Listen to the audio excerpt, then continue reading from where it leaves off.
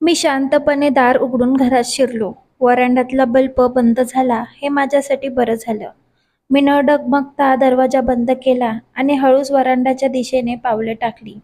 मी एका बाजूला बाथरूममध्ये गेलो. बाथरूममध्ये शिरताच मी एक दीर्घ श्वास घेतला. आता मला कसलीच भीती नव्हती.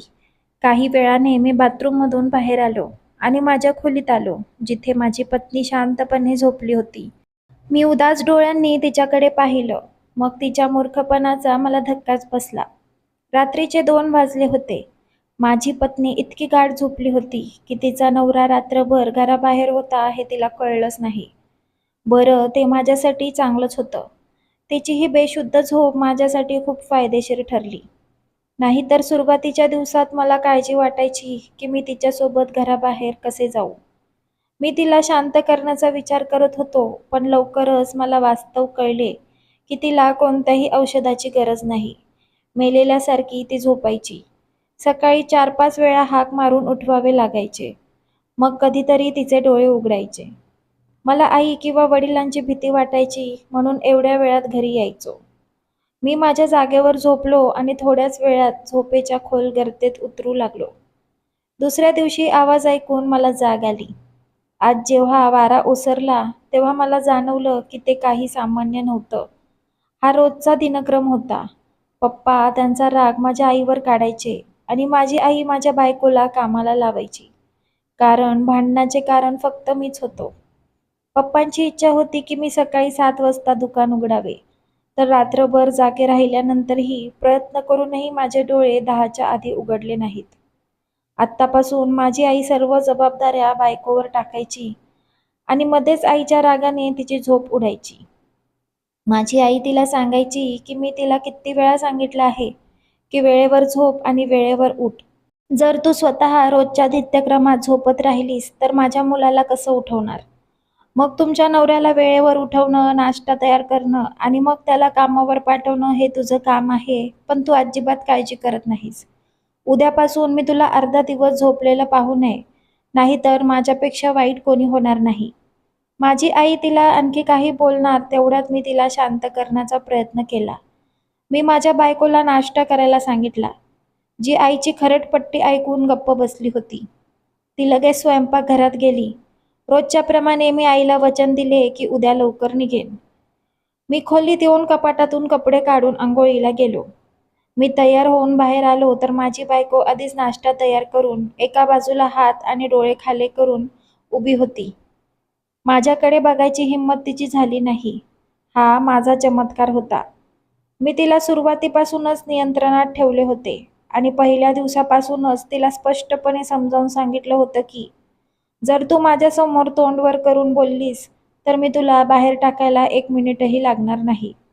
आणि याचा परिणाम असा झाला की लग्नाला 7 महिने झाले तरी ती माझ्याशी मोठ्याने बोलायला कचरायची. तिच्याकडे पाहताना मी मनातल्या मनात स्वतःची खूप स्तुती केली.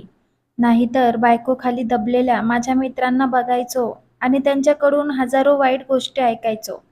तेव्हा त्यांना पाहून मला राग यायचा. माझ्या दृष्टीने असा माणूस ज्याची बायको त्याच्या ताब्यात नाही, असा पुरुष म्हणून घेण्याच्या लायकीचा नाही. बरं, मी नाश्ता केला आणि दुकानात जाण्यासाठी घरून निघालो. मी 12च्या सुमारास घर सोडले आणि मी दुकानात पोहोचलो तेव्हा आधीच 12:15 वाजले होते. मी दुकान उघडून बसलो. ग्राहक यायला लागले होते. अजून फारसे ग्राहक आले नव्हते. 1-2च ग्राहक यायला लागले होते. दुपारी खरेदीचे प्रमाण कमी असते. आजही जेवण घेऊन परत आलो तेव्हा दुकानासमोर एक मुलगी उभी होती. तिच्या अंगावर जुने फाटलेले कपडे होते आणि पायात तुटलेली चप्पल होती. मी तिच्याकडे द्वेषपूर्ण कटाक्ष टाकला. तिच्या चेहऱ्यावर मास्क होता, पण असे असूनही ती चेहरा लपवण्याचा प्रयत्न करत होती आणि त्याच वेळी ती इकडे-तिकडे वळून पाहत होती. असं वाटत होतं की जसं ती स्वतःला कुणापासून तरी लपवत होती. मी जेवण बाजूला ठेवलं आणि तिला विचारलं, "तुला काय हवे आहे?" तेव्हा तिचा अतिशय दुःखी आवाज ऐकू आला. ती माझ्याकडे 10 किलो पीठ मागत होती. मी पुन्हा एकदा वरपासून खालपर्यंत पाहणी केली आणि मग पीठ वजन करून तिला दिले. तिने हातातली दुमडलेल्या नोटा दिल्या. काउंटरवर मी ठेवल्या आणि मग पटकन पीठ उचलून ती पळत सुटली. मी ती नोट उघडून बघितली की त्यात माझी फसवणूक झाली आहे का. नोटांची अवस्था खूप वाईट होती. पण त्या उचलल्या आणि मग जेवायला बसलो. रात्री 8:30च्या सुमारास मी दुकान बंद केले, कारण ग्राहक येत नव्हते आणि दुसरे म्हणजे मलाही झोप येत होती. म्हणून मी विचार केला की घरी जाऊन रात्रीचे जेवण करून आज लवकर झोपू आणि मग बाहेर जाईपर्यंत माझी झोप पूर्ण होईल. मनातल्या मनात हसत हसत घरी पोहोचलो. मी जेवलो आणि खोलीत गेलो. रात्री 10च्या सुमारास ते सर्व झोपायला गेले आणि माझ्या अपेक्षेप्रमाणेच घडले. माझ्या मोबाईलच्या व्हायब्रेशनने माझे डोळे उघडले. मी घड्याळात वेळ बघितली तर 1 वाजले होते. फोनवर माझ्या मित्राचे फोन वारंवार येत होते. मी डोकं फिरवलं तर माझी बायको एका बाजूला झोपली होती. मी तिच्याकडे एक नजर टाकली आणि माझ्या खोलीतून बाहेर पडलो. आता मला माझे आई-वडीलही झोपले आहेत की नाही हे तपासायचे होते.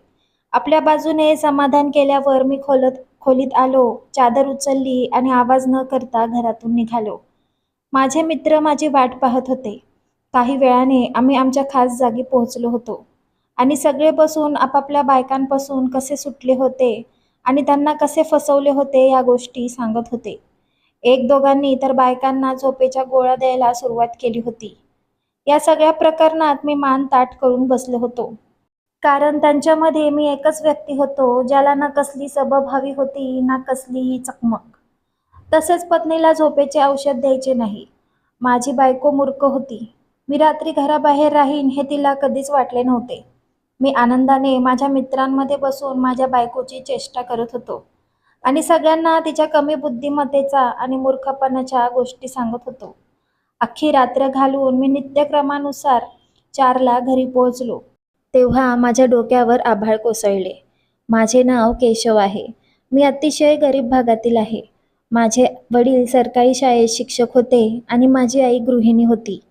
माझ्या आई आणि वडिलांचे लग्न मोठ्यांच्या संमतीने पार पडले, जे आजवर अतिशय यशस्वीपणे चालू होते. ते खूप आनंदी जीवन जगत होते. त्यांच्या लग्नानंतर 1 वर्षांनी माझा जन्म झाला. माझ्या येण्याने त्यांचा आनंद आणखीनच वाढला. सगळे माझी चेष्टा करत राहिले.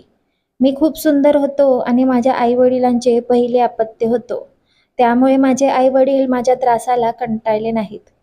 पप्पा अभिमानाने माझी सगळ्यांशी ओळख करून द्यायचे आणि सांगायचे की तो माझा आधार असेल. हा माझा मोठा मुलगा आहे. तो माझ्या म्हातारपणात मला साथ देईल. मी खूप हुशार मुलगा होतो. शाळेत नेहमी चांगल्या गुणांनी उत्तीर्ण व्हायचो. सर्व शिक्षकांचा मी खूप आवडता होतो. माझे चांगले मार्क्स पाहून माझे आई-बाबा सुद्धा खूप खुश व्हायचे. माझ्यानंतर 2 वर्षांनी माझ्या बहिणीचा जन्म झाला, जिचे नाव माझ्या आईने शीतल ठेवले आणि माझ्या बहिणीने शाळेत 10वी पर्यंत शिक्षण घेतले. मी खूप कडक आणि जुन्या पद्धतीचा माणूस होतो. कॉलेज घरापासून लांब होते, त्यामुळे शीतलला चांगले मार्क्स असूनही मी तिला कॉलेजमध्ये प्रवेश घेऊ दिला नाही. मी स्वतः ज्या कॉलेजमध्ये शिकलो आहे ते फक्त मुलांचं कॉलेज होतं. घरातील पहिला निर्णय मी घेतला आणि माझा निर्णय सर्वांना मान्य करावा लागला. कॉलेजला जाऊन 4 वर्ष झाली होती आणि या काळात मी सुद्धा त्या मुलांसारखा झालो ज्यांच्यासोबत मी बसलो होतो. शीतल खाजगी शाळेत शिकत होती. कॉलेजच्या नावाने मी सकाळी लवकर घरून निघायचो आणि दिवसभर भटक्या मित्रांसोबत फिरत राहायचो आणि संध्याकाळच्या आधी घरात शिरायचो. मी कॉलेजच्या शेवटच्या वर्षाला होतो. वडिलांच्या आग्रहास्तव मला 10वी नंतरच मोबाईल मिळाला. मी माझी संपूर्ण रात्र माझ्या मोबाईलवर मुलींशी गप्पा मारण्यात घालवत असे. हा माझ्या मित्रांचा आणि माझ्या आयुष्याचा नित्यक्रम बनला होता. घरातून बाहेर पडताच कपडे काढायचो आणि बाहेर येणाऱ्या मुलींची रांग लावून त्यांना त्रास द्यायचो. काही गरीब लोक भीतीने मार्ग बदलत असत. आम्ही काही मुलींना रोज कोणत्या ना कोणत्या मार्गाने ब्लॅकमेल करायचो. पण आम्ही कोणत्या दलदलीत पडतोय हे कळत नव्हते. जिथून बाहेर पडण्याचा मार्ग नव्हता. एके दिवशी सवयीप्रमाणे मी रात्री मोबाईलवर व्यस्त होतो. तेव्हा मला माझ्या मित्राचा फोन आला. एवढ्या रात्री त्याचा कॉल पाहून मला खूप त्रास झाला. कारण आजच्या आधी असे कधीच घडले नव्हते की एवढ्या रात्री मला माझ्या कोणत्याही मित्राचा फोन आला असेल. वैतागून मी फोन उचलला आणि कानाला लावला. तर माझ्या मित्राने मला सांगितलं की घरातून लवकर ये, कुठेतरी जायचं आहे. मी कधीही रात्री घराबाहेर पडलो नाही. मी नकार देण्याचा प्रयत्न केला तेव्हा मला पलीकडून हशा ऐकू आला. माझे मित्र मला भेकड म्हणत होते आणि माझी चेष्टा करत होते. त्यामुळे मी बाहेर जाण्याचा निर्णय घेतला, जे ठीक होते. पण मित्रांसोबत गेल्याने एकेकाळी जे नाक घासले होते ते जमिनीवर घासले जाणार आहे हे मला माहीत नव्हतं म्हणून मी पटकन तयार झालो आणि घरभर एक नजर टाकली. मग शांतपणे घराबाहेर पडलो. मला कळत नाही की माझी पावले का डगमगली आणि माझ्या कपाळावर घाम फुटू लागला. या भीतीने की माझ्या आई वडिलांनी मला अशा वेळी बाहेर जाताना पाहिले तर माझे परिणाम चांगले होणार नाहीत. पण मग स्वतःला बळ देत मी दार उघडले आणि घराचा उंबरठा ओलांडला. जिथे माझे मित्र काही अंतरावर उभे होते. मी सरळ त्यांच्या दिशेने गेलो. मी माझ्या मित्रांना विचारले की एवढ्या रात्री त्यांना कोणत्या वेड्या कुत्र्याने चावा घेतला होता जे अंथरूण सोडून थंडीत उभे राहिले आहेत. तर माझे मित्र हसले आणि म्हणाले, काळजी करू नकोस, आपण जिथे जाणार आहोत तिथलं हवामानही उष्ण आहे. त्यामुळे उबदार अंथरूण सोडल्याचा पश्चाताप होणार नाही. बरं, आम्ही सगळे गाडीत बसलो आणि ते एका खास जागेच्या दिशेने निघाले. साधारण अर्ध्या तासाच्या प्रवासानंतर गाडी एका फार्म हाऊसवर थांबली आणि मी गाडीतून खाली उतरलो आणि मित्रांसोबत आत जाऊ लागलो. माझा विवेक मला आत जाण्यासाठी ओरडत राहिला. आत पोहोचताच माझे डोळे आश्चर्याने फुटणार होते. मला माझ्या डोळ्यांवर विश्वास बसत नव्हता. सभागृहात नाच-गाण्याचा मेळा जमला होता. 4 मुली अतिशय अश्लील पोशाखात नाचत होत्या. जिथे माझे मित्रही सिगारेट ओढत राहिले आणि नृत्य संगीताच्या मेळाव्याचा आनंद लुटत राहिले. मात्र त्याच वेळी ते मुलींची छेड काढत होते. आता या मेळाव्यात मी जास्त वेळ बसू शकलो नाही. मला घरची काळजी वाटत होती आणि एक विचित्र अस्वस्थता होती. ही अस्वस्थता दूर करण्यासाठी मी अवघ्या तासाभराने माझ्या घरी हजर होतो. माझ्या मित्रांनी मला थांबवण्याचा प्रयत्न केला असला तरी सध्या हा फक्त नृत्य आणि गाण्याचा टप्पा आहे. आता आपली रात्र रंगीबेरंगी करायची आहे. पण माझे हृदय विचित्रपणे धडधडत होते. कदाचित हे सर्व प्रथमच नवीनच होते म्हणून मी थांबू शकलो नाही. घरात प्रवेश करताच थंड वाऱ्याचा एक झुळूक माझ्या अंगावर आदळला. मला पूर्ण आराम वाटला आणि मी स्वतःला सांगितलं की मी अशा ठिकाणी पुन्हा कधीही जाणार नाही. पण दुसऱ्याच दिवशी मी पुन्हा माझे वचन सोडले होते. आता कालांतराने माझी भीती कमी होऊ लागली. आता मी कोणालाही न बोलवता बाहेर जायचो. काही काळानंतर मी हे किराणा दुकान उघडले कारण माझे वडील सतत घरी नोकरीसाठी आग्रह करत होते. म्हणून त्यांच्यापासून स्वतःला वाचवण्यासाठी मी एक दुकान उघडले आणि त्यावर बसलो. नाव जरी खरे असले तरी किमान धंदा होता. त्या दिवसात माझ्या बहिणीचे नातेवाईक घरी येऊ लागले. जेव्हा माझ्या आईने माझ्या बहिणीच्या बाबतीत माझे मत विचारले, तेव्हा मला स्वतःचा खूप अभिमान वाटला. लवकरच माझ्या बहिणीचं नातं पक्क झालं. बाबांनी माझ्याकडून कधीच सल्ला घेतला नाही. मला आता लग्न करायचं नाही असा खूप आवाज केला. लग्न म्हणजे माझं स्वातंत्र्य हिरावून घेणं. लग्नाचा निकाल माझ्यासमोर होता. माझे काही मित्र जोरूचे कायमचे गुलाम झाले होते. लग्नाआधी ते कुठलीही काळजी न करता सगळीकडे फिरायचे. आपल्या प्रत्येक गोष्टीत स्वतःच काम करायचे. आता ते त्यांच्या बायकांचे पूर्ण गुलाम झाले होते. म्हणूनच लग्नाच्या नावाखाली पळून जायचो. पण वडिलांसमोर माझे काहीही चालले नाही. माझ्या बहिणीच्या लग्नाच्या 1 महिन्याआधी माझे लग्न झाले होते. आठवडाभर माझी दिनचर्या खूप वाईट होती. पण त्यानंतर माझ्या पत्नीच्या बाजूने मी बेफिकर झालो. ती अतिशय साधी आणि आज्ञाधारक होती. मी तिला एकदाच समजावून सांगितलं होतं की माझ्यासोबत अनावश्यक अडचणीत पडण्याची गरज नाही किंवा अनावश्यक प्रश्न विचारण्याची गरज नाही. मला अशा स्त्रिया आवडत नाहीत ज्या विनाकारण गुंततात. जर तू माझ्या आयुष्यात जास्त ढवळाढवळ करण्याचा प्रयत्न केलास तर मी तुला एका दिवसात सोडून देईन. माझी बायको मला एकदम घाबरली. माझ्या लग्नाला 15 दिवस झाले आहेत. माझी पत्नी तिच्या आईच्या घरी गेली होती. मी सकाळी उठलो, माझे हात आणि चेहरा धुवून मी माझ्या बहिणीला सांगितलं की मला खोलीत नाश्ता करायचा आहे, आणून दे. काही वेळाने माझी बहीण नाश्ता घेऊन खोलीत आली. ती माझ्याजवळ बसली असताना आम्ही नाश्ता करायला सुरुवात केली.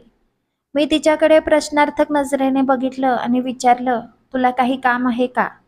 म्हणून ती इकडे तिकडे बघू लागली आणि शेवटी हिंमत एकवटली आणि बोलली आणि क्षणभर मी तिचे ऐकले. असे वाटले की माझा पारा गगनाला भिडला आहे. मी तिच्याकडे संशयास्पद नजरेने पाहू लागलो. तिच्या मानसिक स्थितीबद्दल मला शंका होती. लग्नाला 20 दिवस बाकी असताना ती लग्नाला नकार देत होती. मी खूप रागाने म्हणालो, तुझे डोके तर ठिकाणावर आहे ना, काय बकवास बोलतेस. ती म्हणू लागली, भाऊ प्लीज पप्पाला सांग की त्या लोकांना नकार द्यावा. माझे तिथे लग्न करू नका. मला तो मुलगा आवडत नाही. माझ्या बहिणीचे म्हणणे ऐकून मी तिच्या तोंडावर एक जोरदार चापट मारली आणि मग एका आठवड्यात तिने लग्न केले, जे 20 दिवसांनी होणार होते, आणि तिला या घरातून दूर फाटवले. ती रडतच राहिली. तिने माझे हातपाय धरण्याचा खूप प्रयत्न केला, पण मी तिचे काही ऐकले नाही. पण जाण्यापूर्वी तिने मला जे काही सांगितले त्यामुळे माझ्या डोक्यावर संपूर्ण घराचे छप्पर पडल्यासारखे झाले. हे गुपित तिने सर्वांपासून लपवून ठेवले होते, पण माझ्या बहिणीला माझ्याबद्दल सगळं काही माहीत होतं. ती मला म्हणाली की भाऊ, तू माझ्याशी जे काही केलंस तू केलंस, पण बहिणीसोबत असं करू नकोस. तू काय करत आहेस ते खूप चुकीचं आहे. असे करू नकोस. असे केले तर एक दिवस देव तुला खूप मोठी शिक्षा देईल. ज्या मुलींचे आयुष्य तुम्ही इथे उद्ध्वस्त करता, त्याही कुणाच्या तरी बहिणी आहेत आणि मुली आहेत. त्यांच्या असहाय्यतेचा फायदा घेऊ नका. क्षणभर मला स्वतःची लाज वाटली, पण हे सगळं क्षणभरच होतं. सर्वांसमोर अत्यंत विनम्र आणि आज्ञाधारक असणारा मीच होतो. पण मात्र घरातील पोकळपणा माझ्या बहिणीला स्पष्ट झाला होता. पण तिला आता कुठे या घरात राहायचे होते, म्हणून मी तिचे फक्त ऐकले. आता मी दारू आणि अंमली पदार्थांचे व्यसन लावून प्रत्येक चुकीचे काम करू लागलो. देवाने मला एक शुद्ध आणि पवित्र नाते दिले होते. माझी पत्नी माझ्याशी एकनिष्ठ होती आणि माझी ती खूप सेवा करायची. पण असे असतानाही मी इकडे तिकडे बडबड करत असे, कारण मला अवैध गोष्टींचे व्यसन जडले होते. जी मजा अवैध संबंधांमध्ये असते ती मजा मला बायकोसोबत आली नाही. आता आमची हौस भागवण्यासाठी आमच्या मित्रांनी मुलींना डेट करायला सुरुवात केली होती आणि मग त्यांना ब्लॅकमेल करून सगळे काम करून घेतले होते.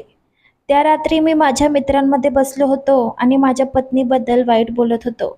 आणि जेव्हा आम्ही घरी परतलो, तेव्हा मला काहीतरी अनुचित प्रकार घडल्याचे जाणवले. आणि ती अप्रिय घटना म्हणजे माझी पत्नी जागी होती. पण मला पाहताच ती माझ्या पायाशी बसली आणि रडू लागली. ती म्हणाली, प्लीज हे सर्व सोडून द्या. पापाचा मार्ग अवलंबू नका. जर तुम्ही माझ्यावर खुश नसाल, तर दुसऱ्याशी लग्न करा, पण अजून पाप करू नका. कुणाला कळलं तर काय म्हणतील. आज तिने पहिल्यांदाच माझे डोळे उघडले आणि तिच्या बोलण्यातून हे स्पष्ट होते की तिला माझ्याबद्दल सर्व काही आधीच माहीत आहे. मी दरवाजा बंद केला आणि तिला निर्दयपणे मारायला सुरुवात केली. ती माझ्या हातापायांना स्पर्श करत राहिली, पण मला तिची दया आली नाही. माझा राग दूर होईपर्यंत मी तिला मारत राहिलो. कितीतरी वेळ ती माझ्या वारांना बळी पडली होती. तिचं शरीर थंड झालं होतं, पण सैतान माझ्यावर आला होता. मला काहीच दिसत नव्हते. मी तिला तसा सोडून झोपायला गेलो. सकाळी जेव्हा माझे डोळे उघडले तेव्हा मला दिसले की ती अजूनही झोपलेल्या जागेवरच पडली होती. मी रागाने तिला उठवण्याचा प्रयत्न केला, पण पुढच्या क्षणी ती जमिनीवर पडली. मी पटकन तिची नाडी तपासली. तिच्या पडलेल्या मृतदेहाने मला तिच्या मृत्यूची माहिती दिली होती. मी खोलीचा दरवाजा उघडून बाहेर डोकावले. पप्पा शाळेत गेले होते. माझी आई ही शेजारी गेली असावी. मी संधी साधून माझ्या पत्नीला घरामागील जुन्या विहिरीत फेकून दिले आणि पुन्हा आरामात नाश्ता करू लागलो. काही वेळाने आई घरी आली. जेव्हा तिने माझ्या पत्नीबद्दल विचारले तेव्हा मी तिला सांगितलं की तिची आई आजारी आहे आणि म्हणून ती तिच्या घरी गेली आहे. ती एकटी गेल्यावर आईला आश्चर्य वाटले. मग मी म्हणालो की मी स्वतः तिला रिक्षात बसवले होते. ती गेली असावी. नाश्ता करून दुकानात आलो. माझा विवेक मेला होता. इतका दारुडा आणि खुनी असूनही मी खूप निवांत हिंडत होतो. मला कोणत्याही प्रकारचा अपराधीपणा किंवा लाज वाटली नाही. इतकंच काय तर माझी बायको 2 दिवस होऊनही घरी आली नाही. तेव्हा मी तिच्या आईबाबांकडे माझा संशय व्यक्त केला आणि त्यांना घरी बोलावून तिच्याबद्दल विचारलं. आणि त्यांचे उत्तर माझ्या विचाराप्रमाणे आले की ती इथे आलीच नाही. बस मग काय, मी कथा आधीच तयार केली होती. मी तिला सर्वत्र शोधू लागलो, पण ती जिवंत असती तरच मला ती सापडली असती ना. मी सगळ्यांसमोर आवाज काढला की ती कोणासोबत तरी पळून गेली आहे. आता या घरात तिचे नाव पुन्हा येऊ नये. माझ्या सासरच्या घरीही कोणी नव्हते. माझ्या पत्नीला वृद्ध आईवडीलच होते. ते एकटे काय चौकशी करणार. अशा रीतीने हे प्रकरण काही दिवसातच थांबले आणि मी माझ्या रोजच्या रुटीनमध्ये आलो. त्या दिवशीही ती गरीब मुलगी पीठ घ्यायला आली. मी तिला बारकाईने तपासले. आता ती दर तिसऱ्या-चौथ्या दिवशी पीठ घ्यायला यायची. एके दिवशी माझ्या मनात काय आलं कळलं नाही. ती दुकानात आल्यावर मी तिच्या कानात कुजबुजलो, की तुला 50 किलो पीठ फुकट पाहिजे असेल तर माझ्यासोबत एक रात्र घालव आणि 12 वाजता दुकानात ये. रात्री माझ्या बाजूने मला वाटलं की ही मुलगी सभ्य आहे. ती नाकारेल आणि तिला आपला जीव गमवावा लागेल. तिने स्वीकारण्याचे मान्य केले होते. मी तिला एका रात्री दुकानात यायला सांगितले आणि ती गेल्यानंतर मी माझ्या मित्रांना नवीन शिकारीबद्दल सांगितलं. तेही रात्री दुकानात आले. रात्री ठीक 12 वाजता मुलगी दुकानात आली. ती आत येताच मी दुकानाचे शटर बंद केले. इतर 4 मुलांना पाहून ती मुलगी अजिबात घाबरली नाही आणि विचित्र नजरेने आम्हा चौघांकडे पाहत होती. तिचा इतका आत्मविश्वास पाहून मला आश्चर्य वाटलं. पण तिच्या चेहऱ्यावरून चादर आणि मास्क काढून टाकताच माझ्यावर नशिबाचा वर्षाव झाला. माझा मित्र नुसता भरल्या डोळ्यांनी समोर उभ्या असलेल्या मुलीकडे बघत होता. तर काही वेळातच दुकानाचे शटर उघडून लोक येताना दिसले. आम्हाला खूप घाम फुटला होता. समोर माझे आई-वडील तसेच माझ्या मित्रांचे आई-वडील आणि त्यांच्या बायकाही उपस्थित होत्या. मुलीला पाहून इतर मुलींचे शिव्याशाप माझ्या मनात घुमू लागले, की एक दिवस असेच काहीतरी येणारच. की तू जे काही करत आहेस ते तुझ्याजवळ येईल आणि आज तो दिवस आला होता. ती गरीब मुलगी दुसरी कोणी नसून माझीच बहीण होती. आम्हाला आमच्या पालकांसमोर डोकावता येत नव्हते. माझी बहीण म्हणाली, की मी तुला खूप समजावले, पण तू माझं ऐकलं नाहीस. तू माझ्या वहिनीबरोबर वाईट वागलास. तर माझा नवरा पण तुझ्यासारखाच निघाला आहे. त्याला पण बाहेर तोंड काळे करण्याची सवय होती. मी त्याला हे सर्व करण्यास नकार दिला असता तर त्याने मला धमकावलं. जी धमकी तू माझ्या वहिनीला द्यायचा, की तिने कोणाला काही सांगितलं तर तू तिला घटस्फोट देशील. तो मला रोज मारायचा. म्हणून मी तुला सांगायचे की तू कोणाला शिव्याशाप दिल्यास तर तुझ्या बाबतीतही हेच घडणार आहे. हे बघ, आज तुझ्या बहिणीशी तेच होत आहे, जे तू माझ्या बहिणीसोबत केलंस. माझ्या बहिणीने तिच्या अंगावरची चादर काढली. तिच्या संपूर्ण शरीरावर जखमांच्या खुणा होत्या आणि त्या जखमा पाहून माझे हृदय तुटले. मी माझ्या पत्नीवर जे अत्याचार केले तसाच अत्याचार तिचा नवराही तिच्यावर करायचा. होय, मी माझ्या बायकोचा जीव घेतला ही गोष्ट वेगळी होती. पोलीस आले आणि मला माझ्या 5 मित्रांना हातकडी घालून घेऊन गेले. माझ्या 5 मित्रांना 5 वर्ष तुरुंगवास भोगावा लागला. तर माझ्या मागे घरात माझ्या पत्नीचा मृतदेह आढळल्याने माझा गुन्हा सिद्ध झाला. मला जन्मठेपेची शिक्षा झाली. तेव्हापासून आजपर्यंत मी तुरुंगात आहे. माझ्या शिक्षेला 8 वर्ष उलटून गेली आहेत. पण यापेक्षा मोठी आणि वेदनादायक शिक्षा माझ्या कुटुंबाने मला दिली आहे. मी आई-बाबा आणि माझ्या बहिणीच्या पायावर नाक घासले, पण त्यांनी मला माफ केलं नाही आणि ते कसे करणार? माझ्यामुळे ते आता लोकांसमोर तोंड दाखवण्याच्या लायकीचे राहिले नाही. माझ्या बहिणीचा घटस्फोट झाला आणि माझ्या कुटुंबाला घर सोडून शहर सोडण्यास भाग पाडले गेले. मी दररोज देवाकडे माझ्या पापांची क्षमा मागतो. माझी इच्छा आहे की देव मला माफ करेल. मला माहीत नाही की ते मला माफ करतील की नाही. तर मित्र-मैत्रिणींनो, तुम्हाला ही कथा कशी वाटली कमेंट करून नक्की सांगा. आणि गोष्ट आवडली असल्यास व्हिडिओला लाईक करा, शेअर करा आणि अशाच नवनवीन कथा ऐकण्यासाठी आपल्या चॅनलला फॉलो करा. भेटूया पुढच्या कथेत. काळजी घ्या. धन्यवाद.